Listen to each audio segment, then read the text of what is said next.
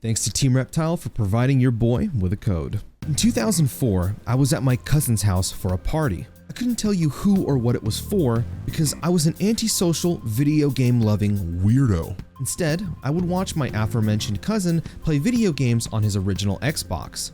The Xbox 2001, if you will. You know that actually came out on my birthday? I don't know why I told you that. My cousin would show me games like Halo Combat Evolved or Link's the Time Sweeper. But one game that stood out to me with its garlic butter smooth graphics, crisp French fry-esque controls, and strange adobo-like vibe was adobo is a Filipino dish. I like it with pork. I call it strange because when I was in elementary school, I was bullied after lunch nearly every day because my mom would come to my school on her off days bringing me packed lunches contained with rice and adobo. The kids in school who were consuming the frozen pizza offered for around $5 a slice would then call me a mama's boy and that I was eating poop. I struggle to eat pizza to this very day.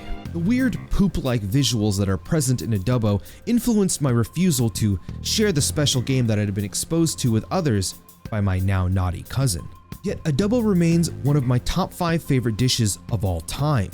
Because I like weird things. Without the obscure flavors to dilute the palate of life, it'd be much, much more boring. Realizing this, I made a video a few years ago titled, Why Bomb Rush Cyberfunk is Important. A video meant to spread awareness of the avant-garde. A video that represents one of the 4 franchises that defined my life.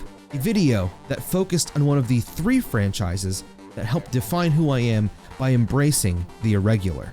A video to help you understand the concept of love. The concept of love.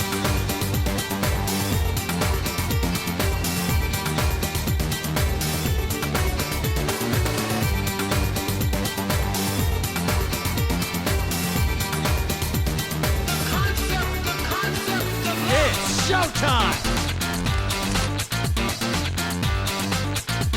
The original Xbox was Sega's Dreamcast 2, with all of the cool and weird titles that were released on it, which I unfortunately haven't played yet. Among them was the virtuosic Jet Set Radio Future, a remake of the Dreamcast title Jet Grind Radio. I still don't like that name. A video game I lovingly toasted, roasted, marinated, consumed, and would have performed fellatio on if the box had a phallic object attached to it. Under my delusions of possible friendship, I distinctly remember talking about it at lunch with a fellow kid who shared the same name as me, describing it as if rocket power was cool, prompting him to respond with a curious, okay. Inviting him to my house for my birthday once, I loaded up Grand Theft Auto San Andreas to look like the cool kid, laughing every time Carl Johnson would comment on the ramming of his car into nearby vehicles. Are you allowed to drive if you blind? I'ma break your neck for that. My car! My fucking car! You think that's funny? Who let you out of the mental home? You been drinking brake fluid? Once the laughing subsided, I froze. I began to sweat, panting like a dog that had just come back from walking in this Floridian heat. He turned to me and said, "You got any other cool games?" I choked up, responding with a faint, "Remember that Jet Set Radio game I told you about?" He looked at me, pausing for a few moments before finally saying, "The rocket power game?" I licked the sweat around my lips. "Yeah." Launching the game, he seemed to cock his head to the side, like a dog does when they're confused. "This song is really good, man," I say aloud. He didn't respond. Hands on the controller, fingers pressing buttons. He had nothing to comment about what he was experiencing. This lasted a grueling 12 minutes before I quickly asked if he had ever played Halo before. Days later, at elementary school, he asked if I could tell him the name of the rocket power game. I excitedly opened my mouth, ready to invoke the name of Sega's forgotten masterpiece, only to hear the words that rang in my head for years. It looked like a baby's game. Freezing once again, I tried to speak honestly, but lied in agreement. He laughed and headed back to the classroom. This was it. The beginning of my appreciation for the peculiar and my desire to distance myself from people. In middle school, this happened once again with Final Fantasy XIII. but that's a story for another video. When high school came around, I went into a phase of hating everything I actually liked. I did this in hopes of making friends as I was tired of the bullying I went through in middle school. I apologize, Pokemon Black 2, Final Fantasy 13, and Jet Set Radio Future. I love you all very dearly. The hatred I expressed I took to, frankly, absurd levels. At one point, I had even forgotten what the title of the video game Jet Set Radio Future was. I took up a friend's offer to play the MOBA Smite and soon after League of Legends. For years. During this long drought of anything meaningful happening in my life, while spending hours on League of Legends, I eventually came across a machinima, a video by Guitar Master X7, aka Lyle McDouchebag, aka Lyle Wrath, aka the host of Pregame Discharge, Wrath Club. I no longer remember the video or series it was a part of, I just remember it had a lot of jokes featuring the protagonist of Final Fantasy VIII, Squall. Great game, amazing even. In one of those episodes there was a skit made in Jet Set Radio Future, which I did this. Scoured the comments section to find someone who knew the title of the game, as I had long forgotten it by this point, and there it was, Jet Set Radio Future. Reacquainting myself with my childhood, I listened to the soundtrack for days on end, eventually tracking down a copy of the game itself to replay on my Xbox 360. The Xbox 360's emulation of Jet Set Radio Future is awful, prompting me to ponder why Sega wouldn't re-release it. Researching everything I could never come to a conclusive answer, so I gave up and moved on. Returning to the cesspool that is League of Legends, my good friend and excellent graphic designer, Caleb, had pointed me in the direction of his friend, Mo, a small streamer who mained Yasuo in League of Legends. I got the opportunity to start a channel with him. The videos I edited for him consisted of flashy Yasuo plays, odd noises, and epic fails, all set to the tune of my favorite video game music. I loved sharing my childhood with others through this. It's how I found a lot of my current friends. After releasing hundreds of videos with songs from franchises I love, I felt it was time to introduce people to another series I cared deeply for, Jet Set Radio. I scored the video with 3 songs, Me Likey the Poom Poom, Oldies But Happies, and Fly Like a Butterfly. Little did I know that the public reaction would sting like an 8-foot Masamune stabbed through my chest. I could add another 2 hours to this video reciting the negative feedback I got from my choice in music, but I'm not gonna do that. The revelation that people hate the soundtrack of Jet Set Radio Future perplexed me. Embarrassed, I told myself I would never use the soundtrack in a video again. I even struggled to listen to it for a short period of time. That shit slaps though. You best believe I was blasting it no more than a week later. Convinced that Jet Set Radio really was a franchise that appealed to no one but weirdos like me, I kept it close to my heart once more, wholeheartedly believing that uttering the name Jet Set Radio would bring a mob of angry, overweight League of Legends players into my DMs. This brings us to July 22nd, 2020. The announcement of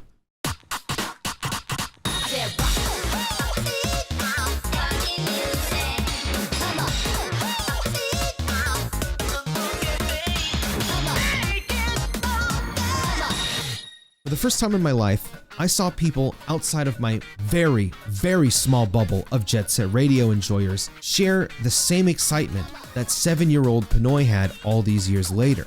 As I said previously, this led me to make a video gushing about my excitement while explaining why this is important. I'm very thankful the video did so well, as I got the chance to talk to hundreds of people, including some of the devs, sharing our experiences with this excellent franchise, coming together and hyping ourselves up for the possibility that a triumphant return could happen.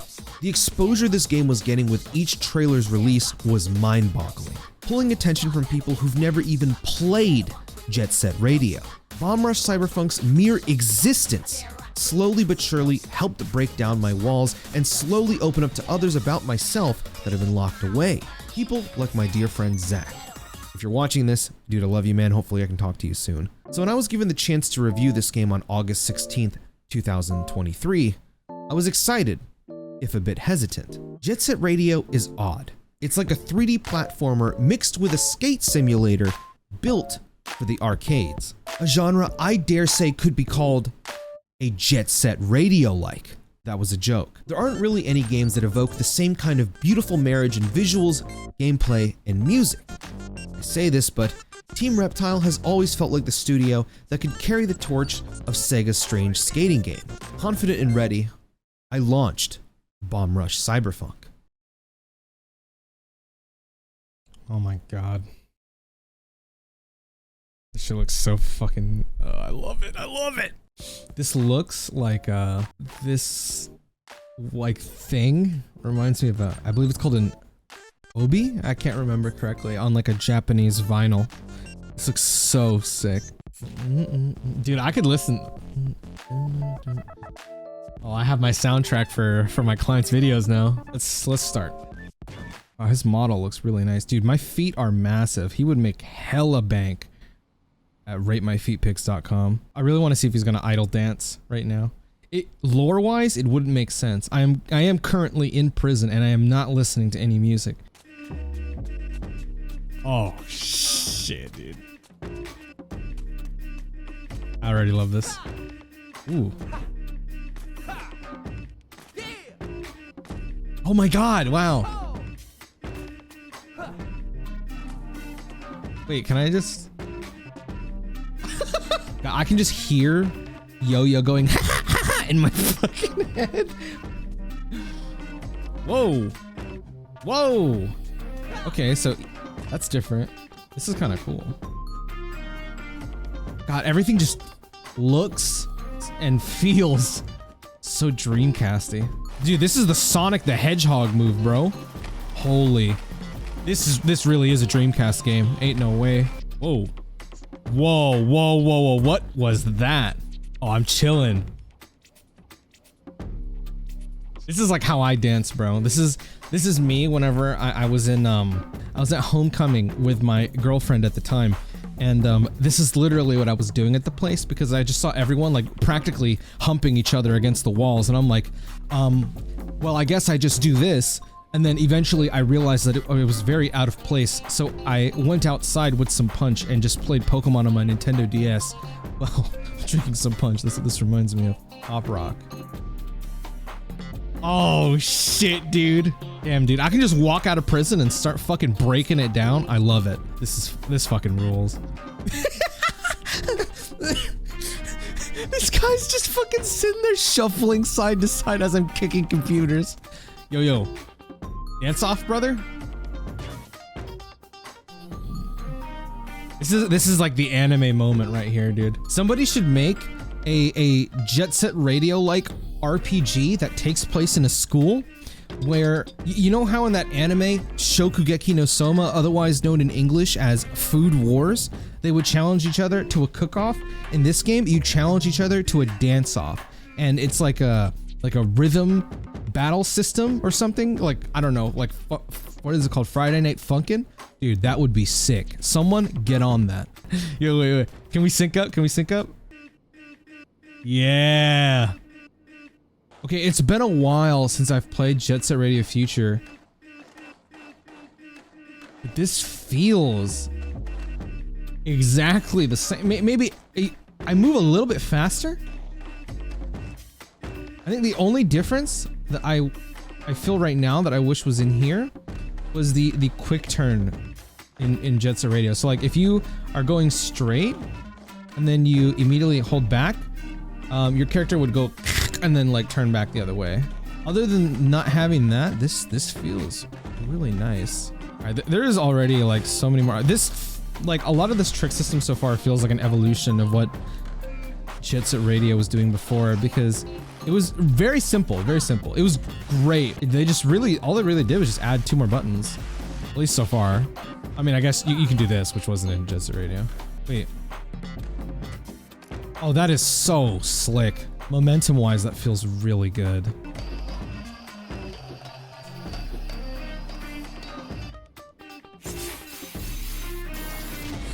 This is so slick.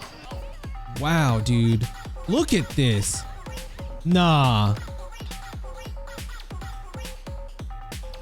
Holy shit, this game is gorgeous.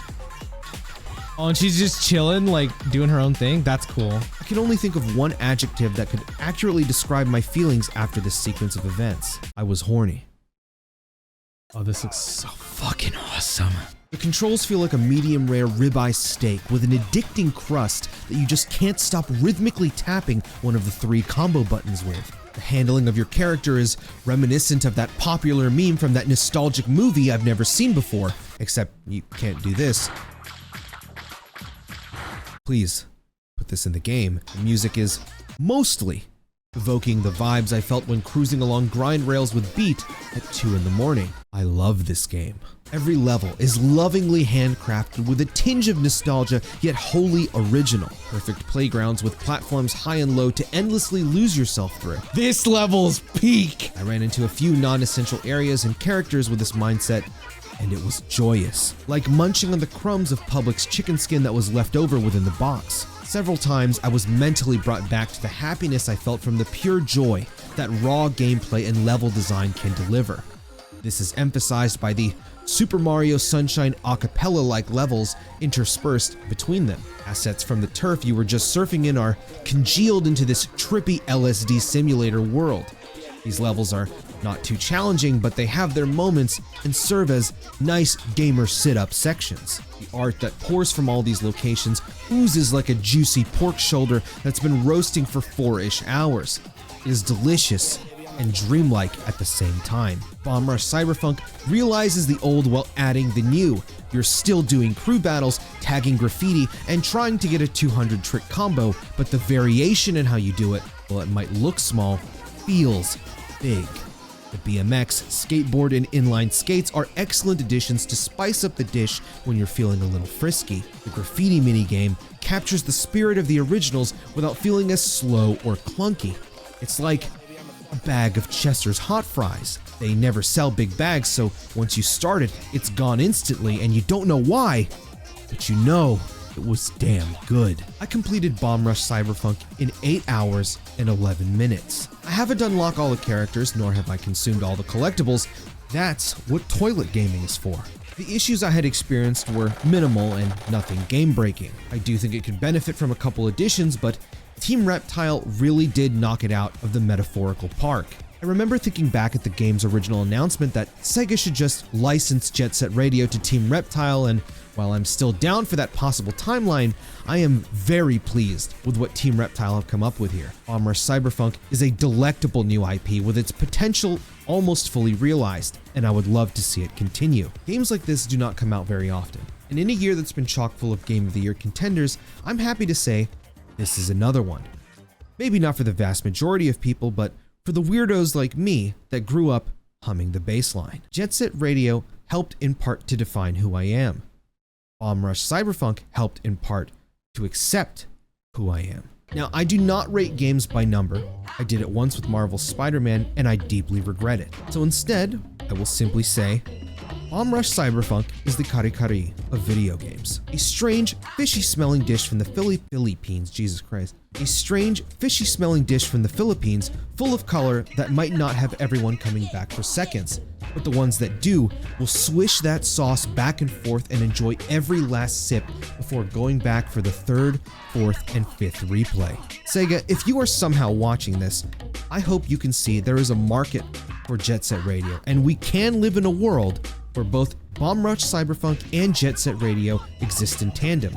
Do a collab or something. I'd buy it. My name is Pinoy, and I have no idea how to review a video game. I'd like to use this time to raise awareness towards a GoFundMe I'm running right now, as my partner and I have been going through a lot of unfortunate events. Link is in the description. Thanks again to Team Reptile for providing me with a review code, and don't forget to check out my Patreon for early access to videos, as well as editing live streams. Leave a like if you enjoyed, leave a dislike if you didn't, and let me know if you're going to check this game out. Bye. Launching the game. He seemed to cock his head to the side, like a dog does when they're confused. This song is really good, man. I say aloud. Didn't respond.